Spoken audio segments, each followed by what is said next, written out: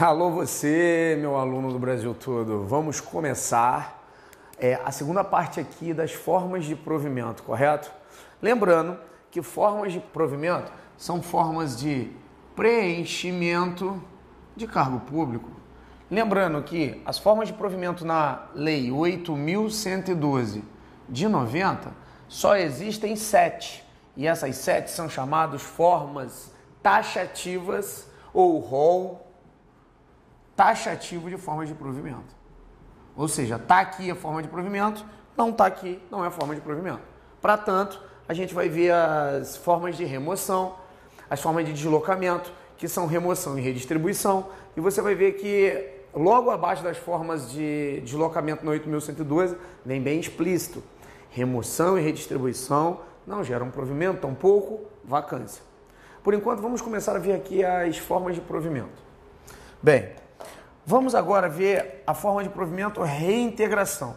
A reintegração ela tem um macete, tá? É só você lembrar que da reintegração é a volta do demitido. Bem, mas essa volta do demitido se dá de qual forma? Em regra, a volta do demitido ou a volta do irregularmente demitido se dá pelo Instituto da Reintegração. Você vai ver que demissão é uma forma de vacância de cargo público. O servidor é demitido, vaga o cargo dele e quando ele retorna através do Instituto da Reintegração. O primeiro detalhe é você entender que a reintegração é a volta do irregularmente demitido. O segundo detalhe é que o servidor tem que ser estável. Eu vou jogar um exemplo para você que você vai conseguir entender perfeitamente o Instituto da Reintegração. Acompanha comigo aqui. Imagina que o servidor esteja respondendo por um PAD, Processo Administrativo Disciplinar. A gente sabe que o PAD é a esfera administrativa da responsabilidade do servidor. Imagine que ele esteja respondendo lá no artigo 132 da 8.112/90. Lembrando que o artigo 132 mais 2 incisos do artigo 117 geram demissão do servidor.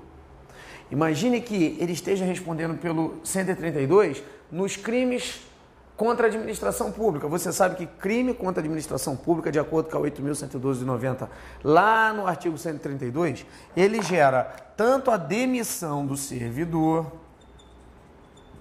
que é uma norma administrativa, como naturalmente crimes contra a administração pública vai gerar não só a responsabilidade administrativa, mas vai gerar também a responsabilidade criminal. Lógico, o servidor cometeu um crime contra a administração pública, vai ser demitido aqui e depois vai responder por um crime. Só que eu pergunto para você que está em casa, copiando comigo, qual dos dois a esfera anda mais rápido? Lógico que é a esfera administrativa.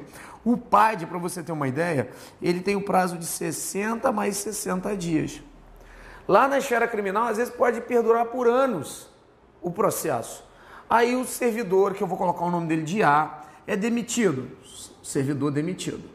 Não basta ser demitido. Ainda assim, ele vai responder na esfera criminal.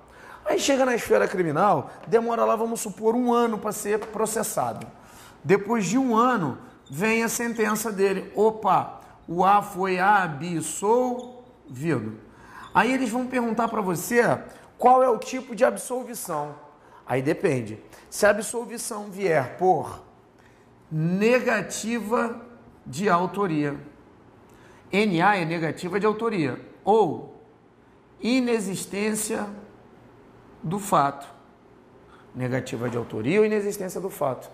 Essa absolvição, ela se deu por 2 fundamentos, ou negativa de autoria ou inexistência de fato. Se deu por negativa de autoria ou inexistência de fato, obrigatoriamente você pega o servidor e reintegra ele. Bem, reintegra o servidor.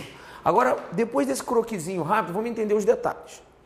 O servidor respondeu por um PAD, que você sabe que é a esfera administrativa, mas o mesmo fato que gerou a demissão dele também é crime. Ele vai e responde pelo crime e lá se dá a absolvição. O que é absolvição por negativa de autoria? Negativa de autoria falou que o fato existiu, realmente o crime existiu, mas não foi o A, foi o B. Se não foi o A, foi o B, provou que cabalmente o A é inocente. Agora, o que é a inexistência do fato? Quer dizer que o fato nunca aconteceu, ou seja, acusar irregularmente o A de algum crime. Se você der lá na absolvição negativa de autoria ou inexistência de fato, obrigatoriamente a esfera criminal, que é mais forte, ela vai vincular a esfera administrativa e aquele tipo de absolvição automaticamente anula o PAD, anula a demissão do servidor. A administração é obrigada a colocar o servidor de volta no serviço. Então, a volta do irregularmente demitido, que se deu por negativa de autoria e inexistência de fato, se dá através de reintegração, ele é reintegrado. Agora, só acontece isso se ele for estável. Aí você pergunta assim, Evandro, e se na prova vier que o cara tinha 1 ano de serviço no governo federal só, na administração pública federal? Quer dizer que ele não era estável? Sim. Ele volta? Volta. Ele volta da mesma forma, mas o nome não pode ser reintegração, porque a técnica administrativa da 8.112/90, texto de lei, diz reintegração. Você vai dizer que ele volta por decisão judicial, mas não pode receber um nome de reintegração, porque obrigatoriamente o servidor tem que ser estável no serviço público federal. Então, o PAD, a reintegração, é a volta do irregularmente demitido e ele tem que ser estável. Lembrando que só gera essa volta se for negativa de autoria e inexistência de fato. Acompanha comigo aqui, eu vou botar uma observação aqui. Ó, se essa absolvição se der por falta de provas, não vincula as esferas. Se a sua questão falar que a absolvição se deu por falta de prova, o cara não tem que ser reintegrado, não. Agora, se deu por negativa de autoria e inexistência de fato, você reintegra o cara. E outra, ele recebe tudo. Imagina que ele ficou 2 anos fora do governo federal. Ele vai receber tudo, tudo. Só tem uma coisa que ele não recebe. A única coisa que não gera o recebimento dele são as promoções por merecimento. Isso ele não recebe. Não recebe. O restante ele recebe tudo, inclusive as promoções por antiguidade. Correto? Então detonamos aí um instituto da reintegração. Vamos lá, pessoal, aproveitamento. Olha só, o aproveitamento é a volta do posto em disponibilidade. Cara, mas se eu só falar isso aqui, volta do posto em disponibilidade, eu vou enrolar você que está em casa. Porque você vai perguntar assim, pô, que diacho que é disponibilidade? Cara, vamos explicar aqui. Disponibilidade, veja bem, eu estou explicando o aproveitamento e estou dizendo que o aproveitamento é um instituto que volta o cara que está posto em disponibilidade. Só que você não sabe o que é disponibilidade, então eu vou falar rapidinho o que é disponibilidade. Disponibilidade é chamado forma de inatividade. Forma de inatividade. O cara em disponibilidade é aquele que é colocado recebendo proporcional ao tempo trabalhado, porque o órgão dele foi declarado extinto ou desnecessário. Imagine, você só imagine que um órgão igual o Departamento Penitenciário Federal, por exemplo, é um órgão da administração pública direta da União. Ele é declarado desnecessário. O que acontece? Bem, se você for ver lá no quadro de pessoal, você vai ter servidores que entraram há menos de 3 anos, esses são não estáveis. E você vai ter servidor que está há mais de 3 anos. Esses aqui são considerados estáveis. Vai acontecer o seguinte, vai acontecer que se o órgão for declarado extinto ou desnecessário, você pega todos os não estáveis e exonera eles. Exoneração. Bacana. Não estável, exonerado. Rua, vai estudar para outro concurso. Os estáveis acontece o seguinte, você vai pegar eles e vai colocar eles recebendo proporcional ao tempo trabalhado. O que é isso? Eles vão ficar na inatividade, vão ficar parados, não estão aposentados, porque o instituto não é aposentadoria. O instituto é disponibilidade. Vão ficar paradinhos em casa e vão receber sem trabalhar. Só que eles recebem proporcional ao tempo trabalhado. Você imagina que eles tenham que trabalhar 30 anos para poder receber R$9.000. Isso aqui seria a aposentadoria integral do cara. O cara está trabalhando há 3 anos. Ele vai receber o que disso aqui? Ó? Ele vai receber 10 vezes menos. Então ele vai receber parado R$900. Ele vai ficar paradinho recebendo R$900. Aí você imagina que a administração pública fala assim, pô, o cara está parado recebendo R$900 em casa. De qualquer forma, ele está onerando o Estado. Mas como a técnica administrativa diz que se ele for estável, o órgão for declarado extinto ou desnecessário, você tem que simplesmente colocar o cara parado e recebendo em casa proporcional ao tempo trabalhado, a administração, assim que achar um outro órgão que seja compatível com as qualificações do servidor, traz ele de volta para o serviço ativo. Traz ele de volta através do Instituto do Aproveitamento. Lembrando que o aproveitamento é a volta do posto em disponibilidade. Eu acabei de dizer para você ali o que era disponibilidade. Disponibilidade não é forma de provimento, é um pouco de vacância. É chamado forma de inatividade. Bacana? Vamos ver agora a recondução. Olha, a recondução, ela pode se dar de duas formas. A recondução, ela pode se dar por inabilitação em estágio probatório e pela volta do reintegrado. Eu vou colocar assim, porque vai ficar mais fácil de você gravar. Lembrando que para um ou outro caso, o servidor tem que ser estável. Ó, eu vou explicar para você aqui essas duas formas de reintegração, que ela vai pegar bem rápido na sua cabeça e você não vai ter problema nenhum de gravar ela. Vamos lá. Mas para isso eu vou jogar um exemplo, tá? Olha só, pessoal, você que está em casa aí fica perguntando assim, pô, mas o Evandro fica jogando muito exemplozinho, cara, mas não tem como explicar isso aqui na técnica não. Se você quiser, eu fico só falando, lá, você não vai entender nada de aproveitamento e recondução se além do auditivo eu não colocar o visual na tua frente. Bacana? Olha para cá. Imagina essa seguinte situação aqui, olha. Você imagina que você é um servidor que seja técnico do INSS. Você entrou para ser técnico do INSS, bacana. Pô, trabalhou no prazo de 3 anos, aconteceu o seguinte. Antes de fim desse prazo de 3 anos, 4 meses antes, você passou por 2 institutos. Instituto A, Instituto B. Evandro, qual foi o Instituto A? O Instituto A você acaba de provar que é bom para o seu cargo, você passou por estágio probatório. No mesmo prazo, 4 meses antes de fim dos 3 anos. Estágio probatório quer dizer que você fez uma avaliação de desempenho. Olha só, pessoal, esses 4 meses aqui é para fazer a danada da avaliação de desempenho. Essa avaliação de desempenho, ela tá em 2 lugares na lei. Bem, se você está fazendo estágio probatório, ela está dentro da Lei 8.112/90, lá no artigo 20. Ó, só vai me tomar cuidado, não vai me patetar em casa, hein? Você que está em casa vai pegar a lei e vai falar assim, pô, o Evandro tá maluco, cara.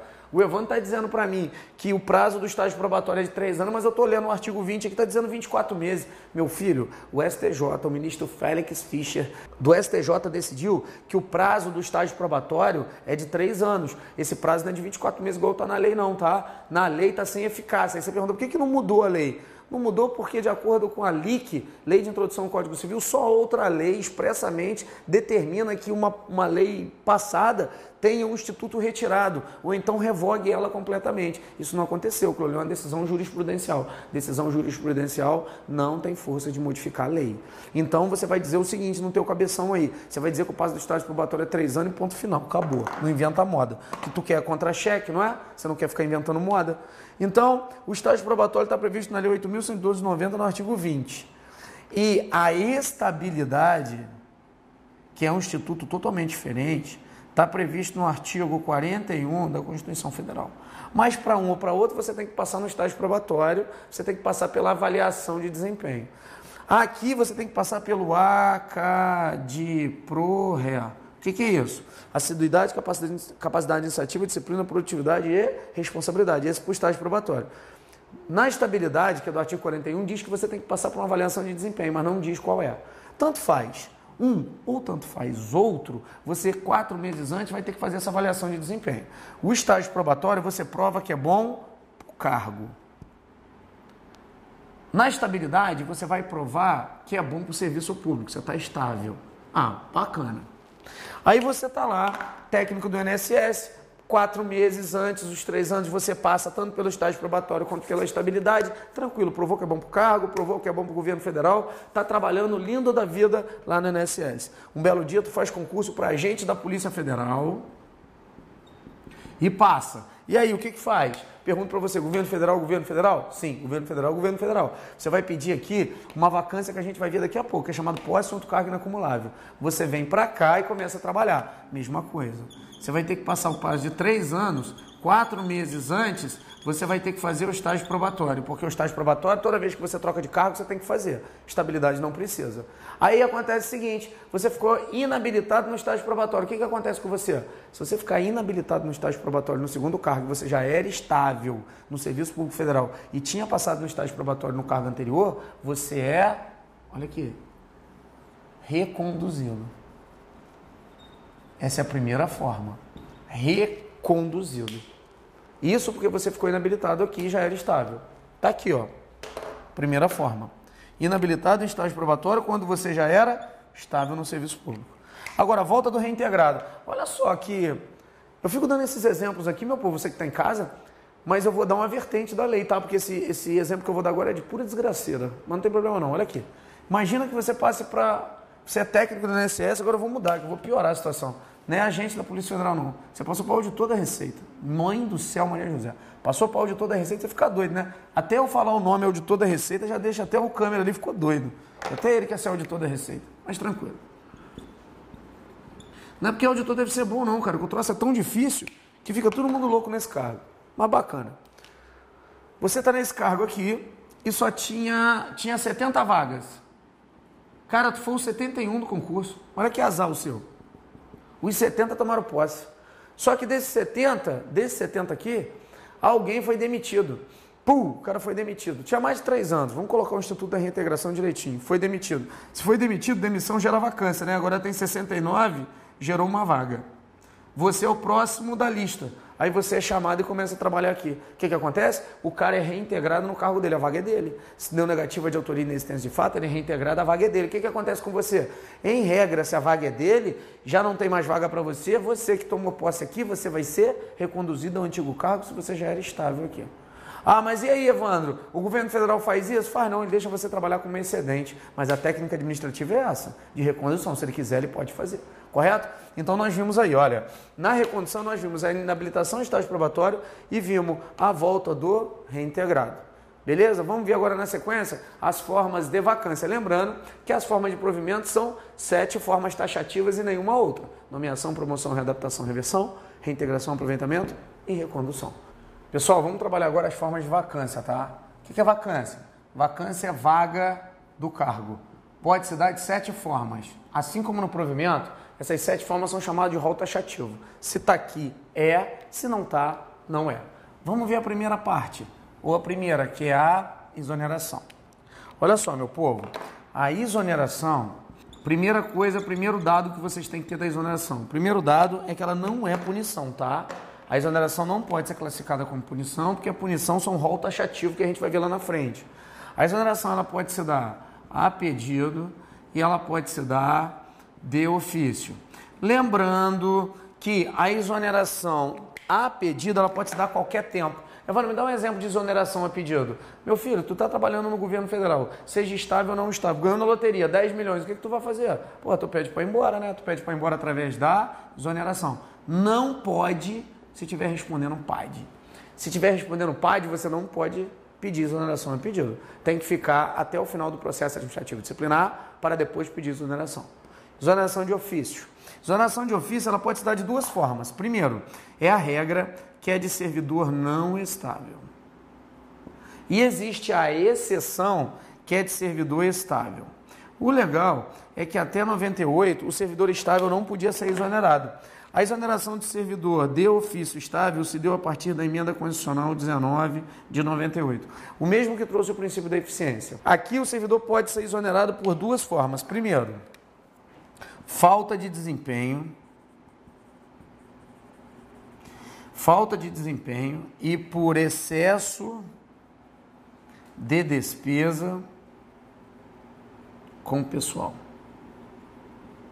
Por excesso com despesa com o pessoal, excesso de gasto, você pode ser exonerado mesmo sendo estável. E falta de desempenho também, tá? Porque mesmo depois de estável, você regularmente vai ficar passando por uma avaliação de desempenho. Isso aí por força da emenda constitucional 19 de 98. Onde está previsto isso aqui? No artigo 41 da Constituição Federal.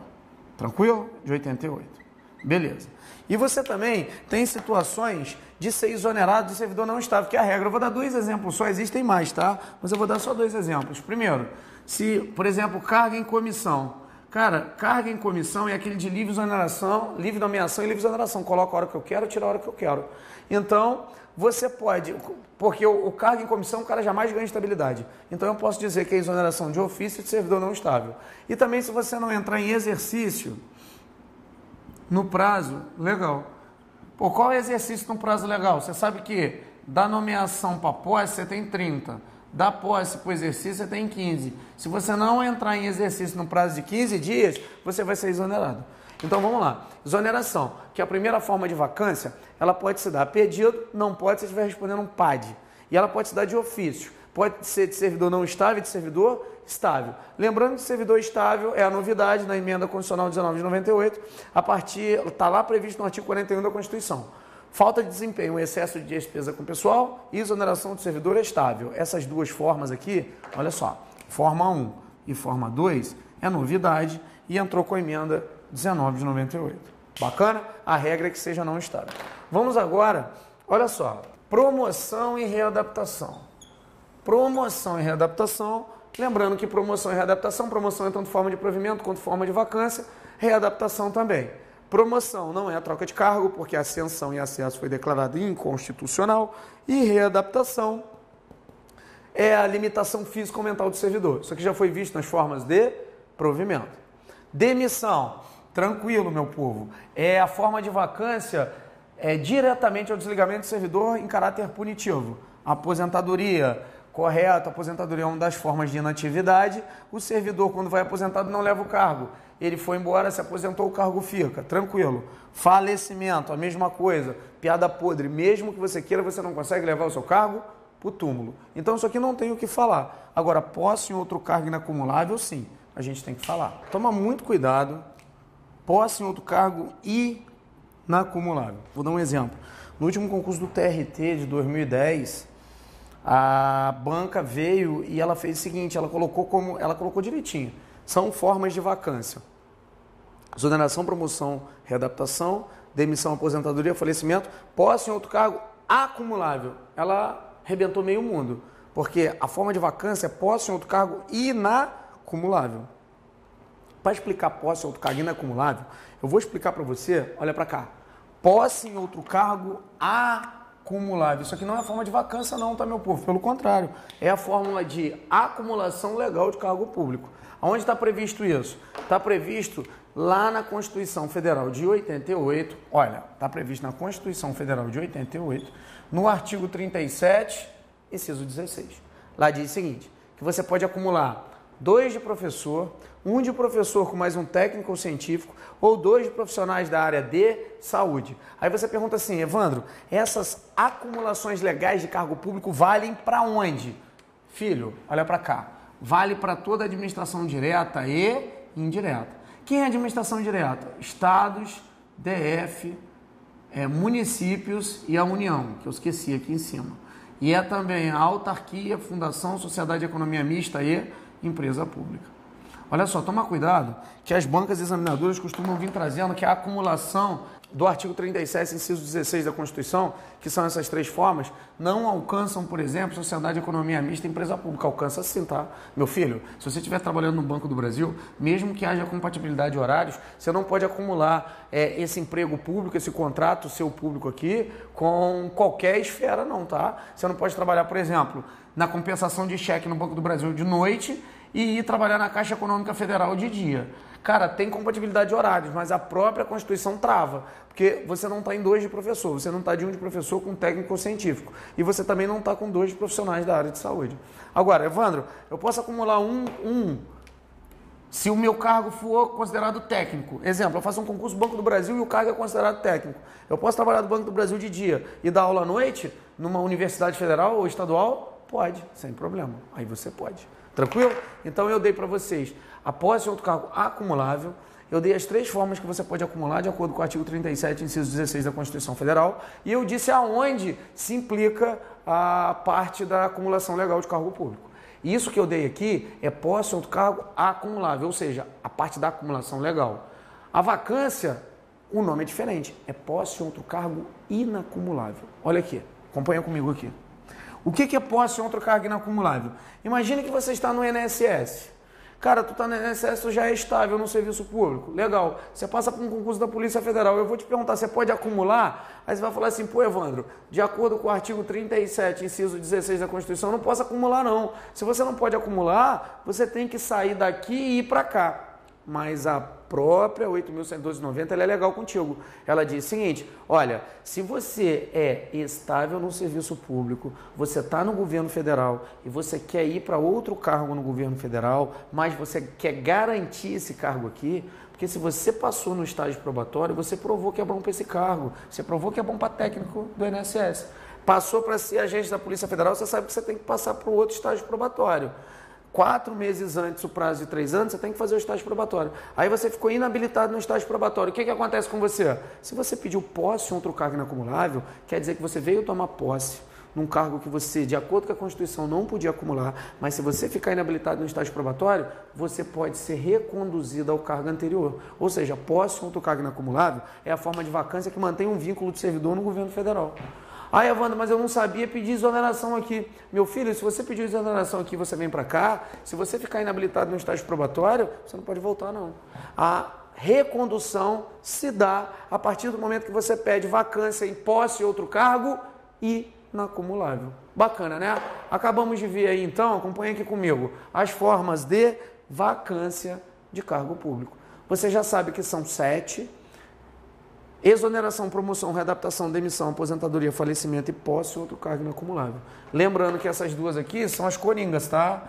Promoção e readaptação são tanto forma de provimento quanto forma de vacância. Então matamos aí a segunda parte das formas de provimento, matamos todas as partes de vacância. Lembrando que formas de provimento são 7, rol taxativo, formas de vacância 7, rol taxativo. Não vamos tentar perder isso na prova, muito cuidado, vamos estudar cada vez mais, porque estudar é que vai fazer a diferença no nosso dia a dia, é que vai conquistar, vai fazer você que está em casa estudando, conquistar o seu tão sonhado serviço público. Um abraço, fica com Deus e até a próxima aula.